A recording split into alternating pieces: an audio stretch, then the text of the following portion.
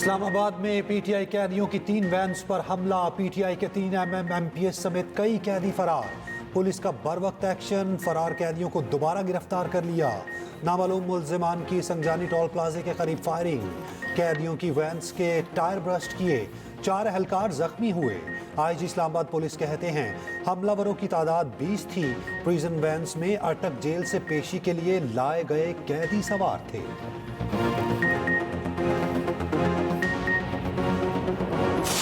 तरीके से आपने ड्रामा शुरू किया हुआ है और आए दिन आप ये ड्रामे मज़ीद करते जा रहे हैं, ये आपको बंद करने पड़ेंगे।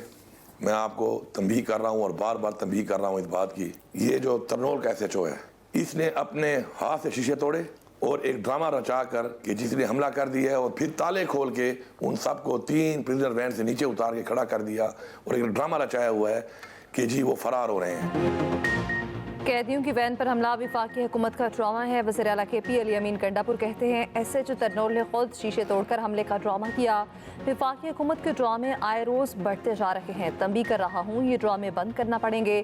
अगर आप खुद को कानून से बालातर समझते हैं तो ऐसा नहीं है। हमारे MPA कारकुन, पुलिस और सरकारी एहलकारों को आज जमानत मिली। वफाकी हुकूमत ने ड्रामा करके दोबारा गिरफ्तार कर लिया। रहनुमा PTI शेख वकास अकरम ने इल्ज़ाम लगाया SHO ने वैन रुकवाकर खुद कैदियों को भागने का कहा। हमारे बंदे जिद करके वहीं खड़े रहे। इस्लामाबाद पुलिस ड्रामा कर रही है।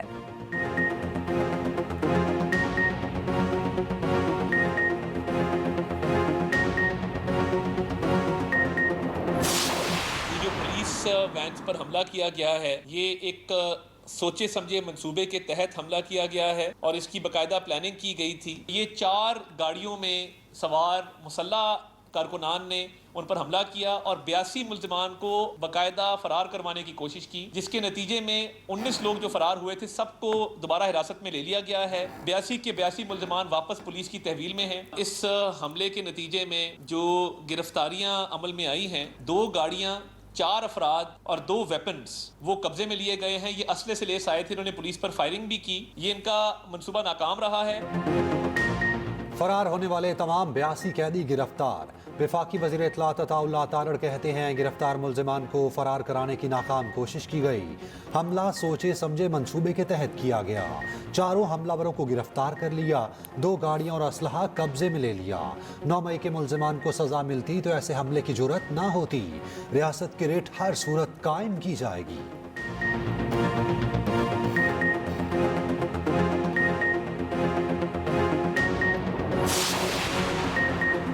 वतन की मट्टी पर 10 जवान कुर्बान। डेरा इस्माइल खान में FC चेक पोस्ट पर फितनवाल खवारिज का हमला। फ्रंटियर कांस्टेबलरी के 10 जवान शहीद, 3 जख्मी। तर्जमान वज़ारत दाखिला के मुताबिक खवारिज ने इसाम चेक पोस्ट पर रात की तारीकी में भारी हथियारों से हमला किया।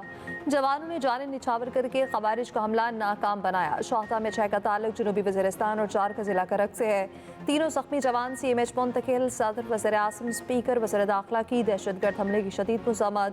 सदर आसिफ अली जरदारी का शोहदा को खिराज अकीदत। वज़ीर आज़म शहबाज शरीफ कहते हैं दहशतगर्दी के नासूर को जड़ से उखाड़ फेंकने के लिए पुरअज़्म हैं। गवर्नर्स और वज़ीर आला की भी मज़म्मत। शोहदा को खिराज अकीदत।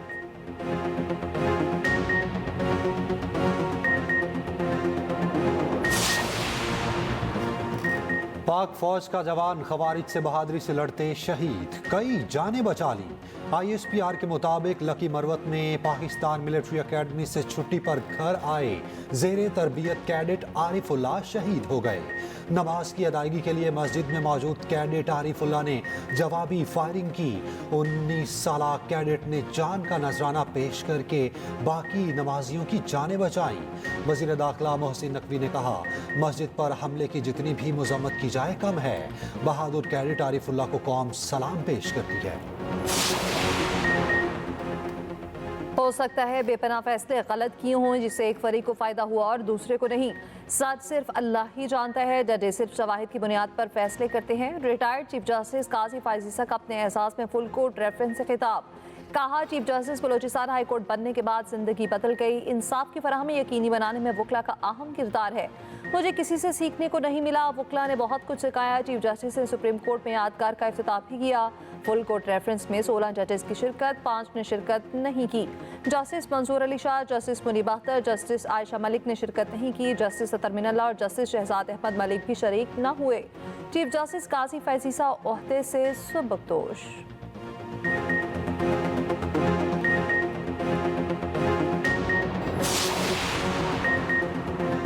चीफ जस्टिस काजी फायजीसा से बहुत कुछ सीखने को मिला। सुप्रीम कोर्ट में उनकी कमी महसूस करेंगे। नामजद चीफ जस्टिस याहिया आफरीदी का फुल कोर्ट रेफरेंस से खिताब। कहा, वाज़ेह कर दूं, चीफ जस्टिस ने हुकूमती खर्च पर जोहराना लेने से इनकार किया। जोहराने के खर्च का सारा बोझ मुझ पर पड़ा। कुछ साथी जजेस से खर्च बांटने का कहा है। इंसाफ की फराहमी के लिए बार और बेंच का ताउन नागुज़ीर है। आवाम के लिए कानून की हुक्मरानी यकीनी बनाएंगे। नामजद चीफ जस्टिस याहिया आफरीदी की तकरीब हल्फ बर्दारी आज होगी। सदर आसिफ जरदारी नए चीफ जस्टिस से हल्फ लेंगे। रावलपिंडी टेस्ट में कौमी स्पिनर्स का जाल, इंग्लिश टीम का बुरा हाल। दूसरे इनिंग्स में भी इंग्लैंड की बैटिंग लाइन लड़खड़ा गई। 24 रन पर 3 विकेटें गंवा दी। इंग्लैंड को पाकिस्तान की बढ़तरी खत्म करने के लिए मजीद 53 रन दरकार। नायब कप्तान सऊद शकील की जिम्मेदाराना बैटिंग, मैच पर गिरफ्त मजबूत करने में भरपूर किरदार अदा की। 134 रन की जबरदस्त इनिंग्स खेली। कौमी स्पिनर ने बैटिंग में भी भरपूर साथ दिया। सऊद और नुमान की 88 रन की जिम्मेदाराना शराकत दारी। नुमान अली ने 45 रन बनाए। साजिद खान 48 रन बनाकर नॉट आउट रहे। पहली इनिंग्स में कौमी टीम 77 रन की बढ़तरी पर 344 पर आउट। कप्तान शान मसूद 26, रिजवान 25 रन बना सके। साइम अयूब 19, अब्दुल्ला शफीक 14, कामरान गुलाम 3 रन पर आउट। रेहान ने 4 और सलमान अली आका ने सिर्फ 1 रन बनाया।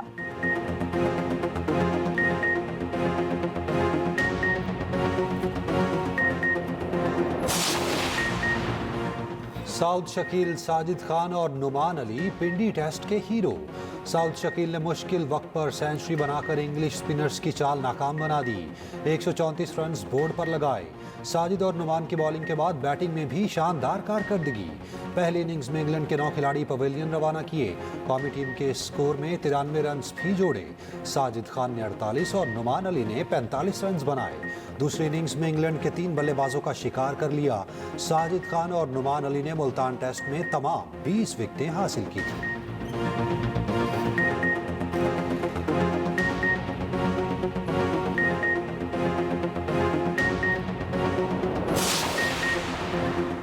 सत्ताईसवीं आईनी तरमीम का सवाल ही पैदा नहीं होता। ये आसान काम नहीं। ऐसा हुआ तो रास्ता रोकेंगे। सरबराह जेईख्वाई मौलाना फजल रहमान की चिड़ियोट पे मीडिया से गुफ्तगू। कहा, अदालतों से मर्जी के फैसलों पर शदीद रद्द-ए-अमल देंगे। मुस्तकबिल में अदालतें इधर उधर नहीं होंगी। अदलिया पर उठने वाले सवालात का भी रास्ता बंद होगा। अल्लाह कौम को इंसाफ दिलाने में नए चीफ जस्टिस की मदद करे।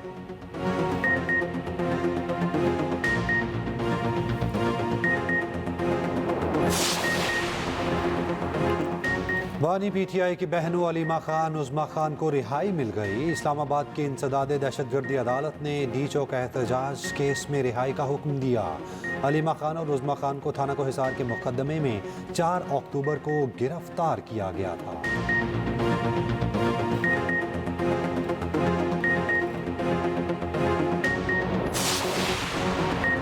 गुज़श्ता रात कहा था, बानी पीटीआई की बहनों की रिहाई के लिए कोशिश करूंगा। सेनेटर फैसल वाउडा का सोशल मीडिया प्लेटफॉर्म एक्स पर पैगाम। कहा, आज अल्हम्दुलिल्लाह उनकी जमानत हो चुकी। बिकाओ और भगौड़ी पीटीआई क़यादत अपने लीडर की बहनों को जेल में पूछने तक नहीं गई।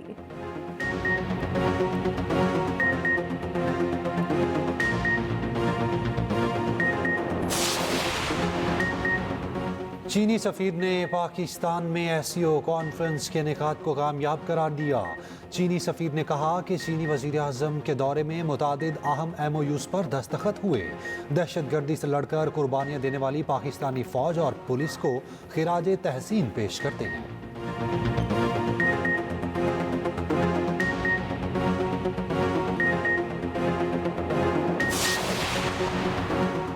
कराची के शहरियों को महंगी बिजली का झटका। के इलेक्ट्रिक सार्फिन के लिए बिजली 3 रुपये 3 पैसे फी यूनिट महंगी। नोटिफिकेशन जारी।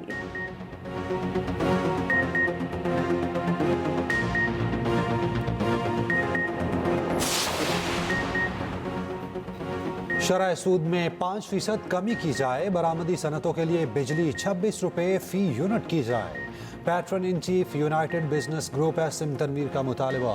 कहा, बुलंद शरह सूद से खुद हुकूमत को महाना 400 अरब रुपए का नुकसान हो रहा है। 18 IPPs को नोटिस हो गए हैं, जल्द फैसला किया जाए। पॉलिसी बनाने वाले टैक्स पर टैक्स लगाकर गलती कर रहे हैं।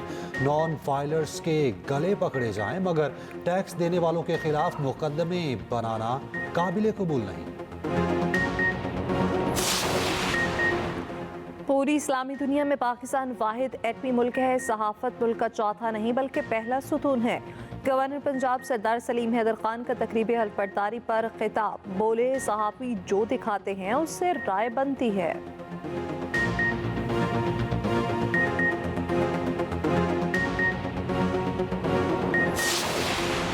वज़ीर आला पंजाब मरियम नवाज से बेल्जियम के सफ़ीर की मुलाकात। मरियम नवाज ने कहा, पाक बेल्जियम दो तरफ़ा ताल्लुकात को कदर की निगाह से देखते हैं। तालीम, IT और ज़राअत के शोबों में ताउन का फ़रोग़ चाहते हैं। उधर वज़ीर आला मरियम नवाज से अरकान पंजाब की असम्बली की मुलाकात। MPA मुनव्वर हुसैन और मोहम्मद फैज़ मिले। मरियम नवाज का तरक्याती मंसूबों और CM इनिशिएटिव की मुसलसल मॉनिटरिंग का हुक्म। कहा, पंजाब में अवामी खिदमत का काबिल तहसीन तारीखी मयार कायम करेंगे।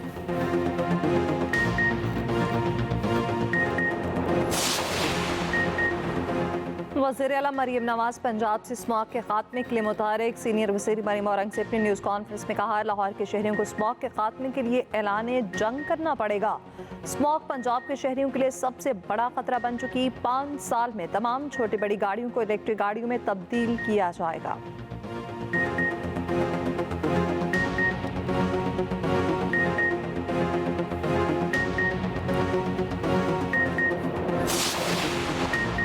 इलेक्शन कमीशन ने सूबाई इलेक्शन कमिश्नर सिंध को अहदे पर बहाल कर दिया। सूबाई इलेक्शन कमिश्नर सिंध शरीफुल्लाह को कमीशन ने मुअत्तल किया था।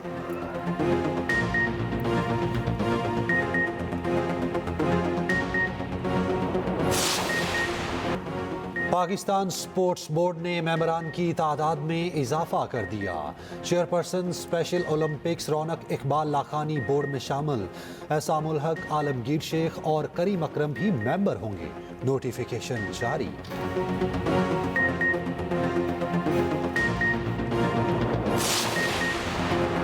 इमर्जिंग एशिया कप का पाकिस्तान शाहीन्स का सफर तमाम। पहले सेमीफाइनल में श्रीलंका ए ने 7 विकेटों से हरा दिया। दूसरे सेमीफाइनल में अफगानिस्तान ए ने भारत को 20 रन से शिकस्त दी। फाइनल मैच श्रीलंका ए और अफगानिस्तान के माबैन इतवार को शाम 6 बजे खेला जाएगा।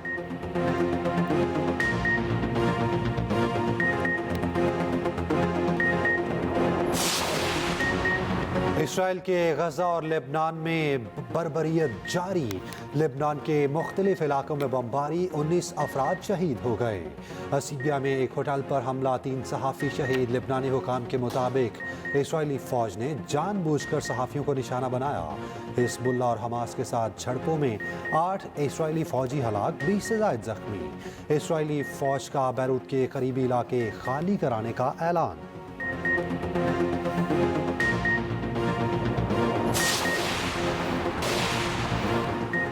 ईरान इसराइल से जंग की तैयारी कर रहा है। न्यूयॉर्क टाइम्स का दावा। कहा, ईरान ने अपनी अफवाज को जंग की तैयारी का हुक्म दे दिया है।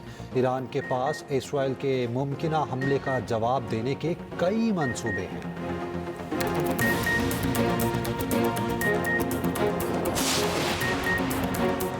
फिलिपाइन में समुद्री तूफान चामी ने तबाही मचा दी। सैलाबी सूरत हाल और लैंडस्लाइडिंग से 40 अफराद हलाक, हजारों लोग बेघर, निज़ाम जिंदगी तरहम परहम।